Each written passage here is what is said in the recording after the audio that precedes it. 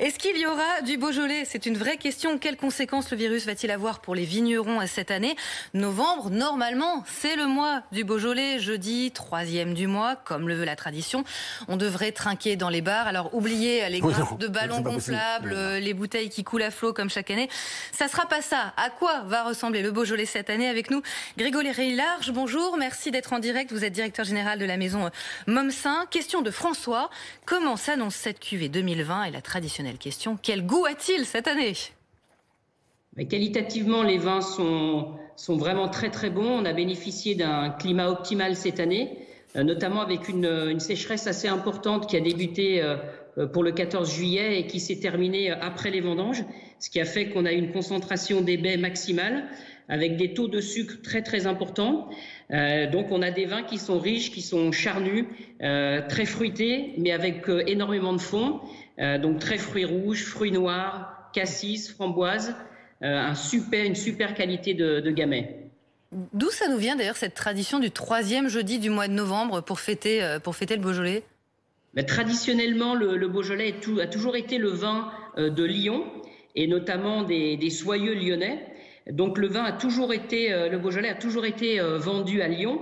Et comme les Lyonnais à l'époque étaient gros consommateurs, notamment l'ensemble des soyeux et l'ensemble des gens qui travaillaient dans les soieries, souvent il y avait des ruptures de stock d'un millésime à l'autre. Donc les vins du Beaujolais étaient amenés sur table à Lyon de façon très précoce. Donc ça, c'est vraiment l'histoire du Beaujolais nouveau qui s'est transformé en AOC à partir de 1951.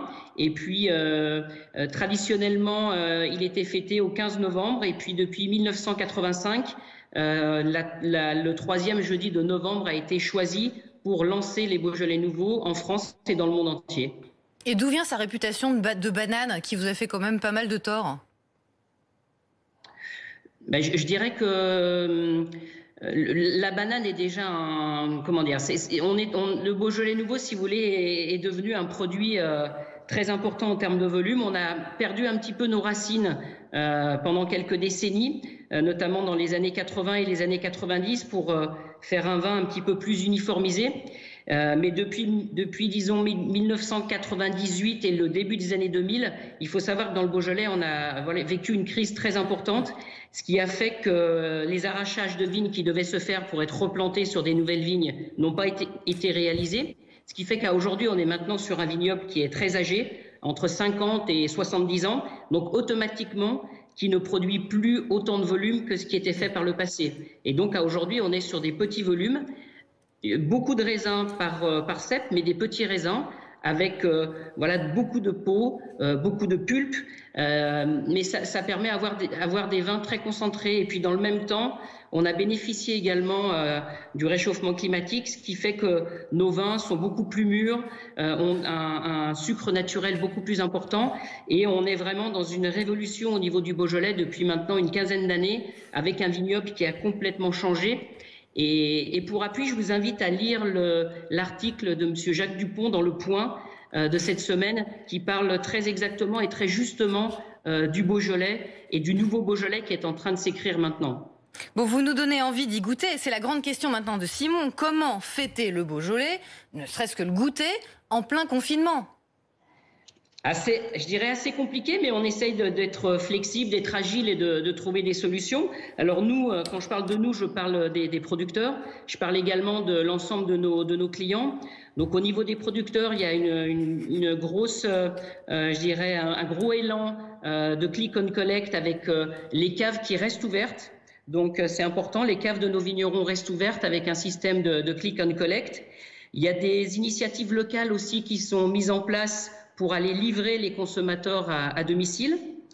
Au niveau du réseau caviste, il y a énormément de dégustations virtuelles qui sont organisées. Et puis, bien sûr, le réseau caviste reste ouvert. Au niveau des restaurateurs, la vente à emporter est d'actualité. Au niveau des grandes surfaces, bien entendu, elles restent ouvertes. Et je tiens à tirer un coup de chapeau aux grandes surfaces qui sont parties et qui ont commandé les mêmes volumes que l'année dernière. Donc c'est un support très important pour la région. Et puis en ce qui concerne la fête, cette année elle se fera en petit comité. en visio, en apéro visio, que ce soit dans nos cuisines, dans nos salles à manger, dans nos salons ou sur les terrasses, puisque le temps pour cette semaine sera très, très beau. Sur les ventes, vous craignez quand même un impact pour cette année? Vous vous attendez à quoi?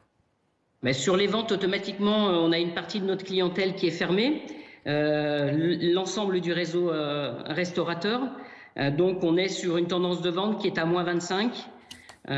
Donc une tendance française qui est soutenue par le réseau caviste et par la grande distribution, qui est soutenue également par les restaurateurs qui restent ouverts. Et les marchés export qui sont restés ouverts, mais avec une tendance un petit peu à la baisse, notamment dû au fait des coûts de transport qui ont explosé.